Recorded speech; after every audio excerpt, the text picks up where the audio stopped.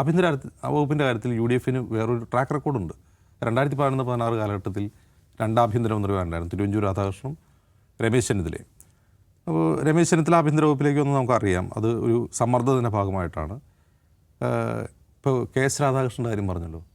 ഈ K S രാധാകൃഷ്ണനെ vice ചാൻസലറാക്കിയത് ഗവൺമെൻറ്റാണ്, U D F government.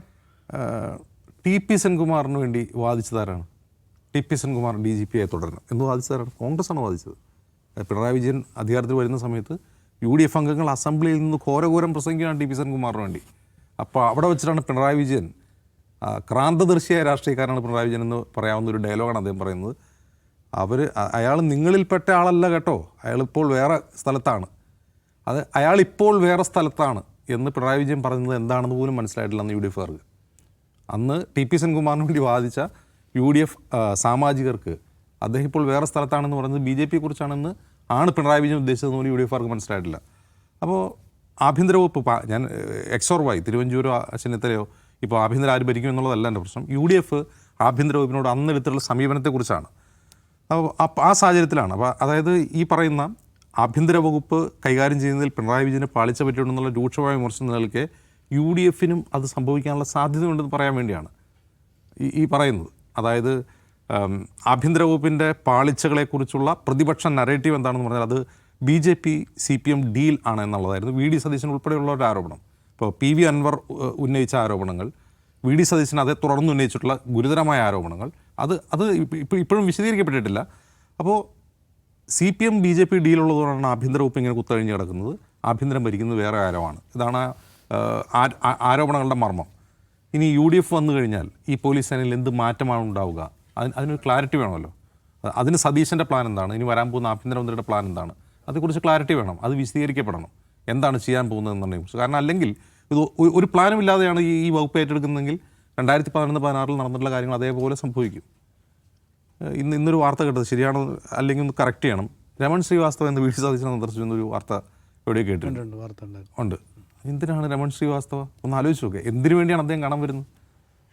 Raman ശ്രീവാസ്തവയെ ഉപദേശകനായി വച്ചത് ഒന്നാം പിണറായി വിജയൻ സർക്കാരിൻ്റെ കാലത്താണ്. അതിനെതിരെ അതിരൂക്ഷമായ വിമർശനം ഉന്നയിക്കപ്പെട്ടിട്ടുണ്ട്, പല കോണുകളിൽ നിന്ന് ഉന്നയിക്കപ്പെട്ടിട്ടുണ്ട്. പിന്നെ രമൺ ശ്രീവാസ്തവ K കരുണാകരൻ്റെ പ്രിയങ്കരനായ ഒരാളായിരുന്നു. അപ്പോൾ അങ്ങനെ ഒരാളെ പിടിച്ചിട്ടാണ് പിണറായി വിജയൻ ഉപദേശകനാക്കിയത്. ഇപ്പോൾ രണ്ടാമത് അദ്ദേഹം വരുന്നത് എന്തിനു വേണ്ടിയാണ്? ഞാൻ ഇനി ഉപദേശിക്കാമെന്ന് സതീശനോട് പറയാൻ വേണ്ടിയാണോ? സതീശൻ എന്താണ് അദ്ദേഹത്തോട് പറഞ്ഞിട്ടതെന്ന് നമുക്കറിയില്ല. അപ്പോൾ ഇത് പിണറായി വിജയൻ സർക്കാരിന് മാത്രം പറ്റുമായിരുന്ന ഒരു പിഴവല്ല ആഭ്യന്തര വകുപ്പിലെ പാളിച്ചകൾ. അത് ഈ സർക്കാരിന് വരാൻ സാധ്യതയുണ്ടെന്ന് പറയാൻ വേണ്ടിയാണ് ഞാൻ 2011-16 ഉദാഹരണം പറഞ്ഞത്. ഇനിയൊരു കാര്യം, അപ്പോൾ ആഭ്യന്തര വകുപ്പ് മന്ത്രിയായിട്ട് രമേശ് ചെന്നിത്തലയാണ് വരാൻ പോകുന്നതെന്ന് ഒരു സൂചനയുണ്ട്. ഇപ്പോൾ അദ്ദേഹം അതിനുവേണ്ടി ശ്രമിക്കുന്നുണ്ടാകാം, കാരണം അദ്ദേഹത്തിന് അവിടെ അനുഭവ സമ്പത്തുണ്ട്. അപ്പോൾ രമേശ് ചെന്നിത്തലയ്ക്കെതിരെ CPM ഉന്നയിച്ചുകൊണ്ടിരുന്ന ഏറ്റവും പ്രധാനപ്പെട്ട ആരോപണം ചെന്നിത്തല സംഘിയാണെന്നാണ്.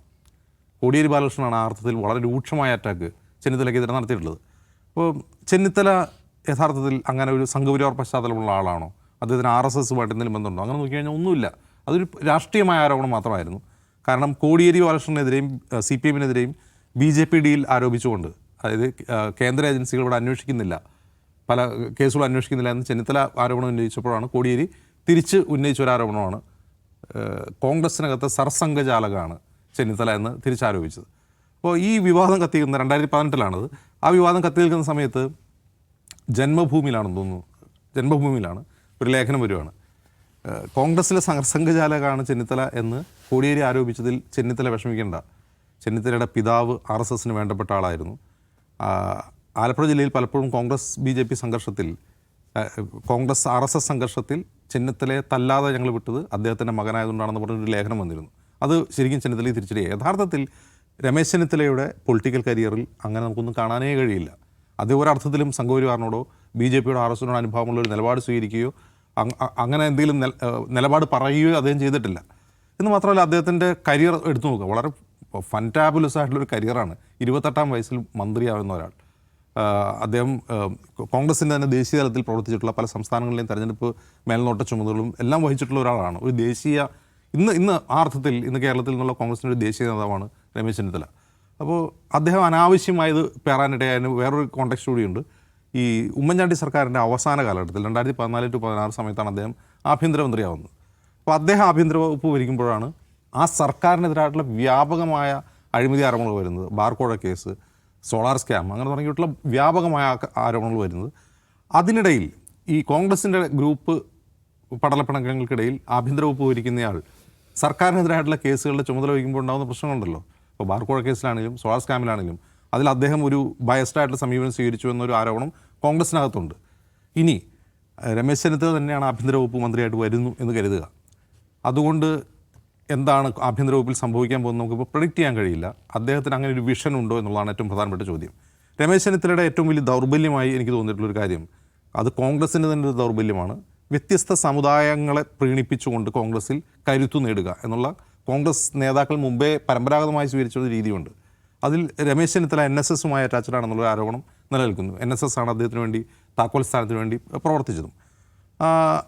ആ കാലം കഴിഞ്ഞു. നമ്മൾ ഇന്നലെ സംസാരിച്ചതുപോലെ കോൺഗ്രസിൽ ആ കാലം കഴിഞ്ഞിരിക്കുന്നു.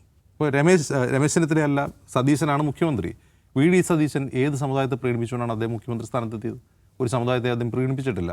എന്ന് മാത്രമല്ല, ഒരു സമുദായവും കേരളത്തിൽ ഒരു സമുദായവും VD സതീശന് വേണ്ടി നിലനിൽക്കുന്നില്ല. VD സതീശന് വേണ്ടി ശബ്ദമുയർത്തുന്നത് എന്താണ്?